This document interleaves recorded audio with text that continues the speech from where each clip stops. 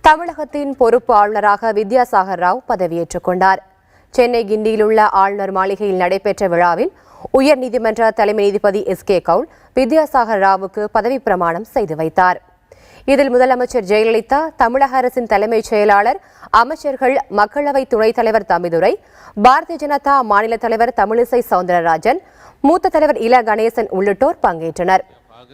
ஆளுநராக பதவியேற்றுக் கொண்ட வித்யாசாகர் ராவுக்கு முதலமைச்சர், உயர்நீதிமன்ற தலைமை நீதிபதி உள்ளிட்டோர் பூங்கொத்து கொடுத்து வாழ்த்து தெரிவித்தனர். பின்னர் அனைவரும் குழுவாக புகைப்படம் எடுத்துக் கொண்டனர். மாநில அமைச்சர்களை முதலமைச்சர் ஜெயலலிதா ஆளுநருக்கு அறிமுகம் செய்து வைத்தார். முன்னதாக பொறுப்பு ஆளுநராக பதவியேற்பதற்காக இன்று காலை சென்னை விமான நிலையம் வந்தடைந்த வித்யாசாகர் ராவை முதலமைச்சர் வரவேற்றார். ஆளுநராக இருந்த ரோசையாவின் பதவிக்காலம் கடந்த 30ஆம் தேதியுடன் நிறைவடைந்ததை அடுத்து மகாராஷ்டிரா மாநில ஆளுநராக இருக்கும் வித்யாசாகர் ராவ் தமிழகத்தின் ஆளுநர் பொறுப்பையும் கூடுதலாக கவனிப்பார் என்று அறிவிக்கப்பட்டது.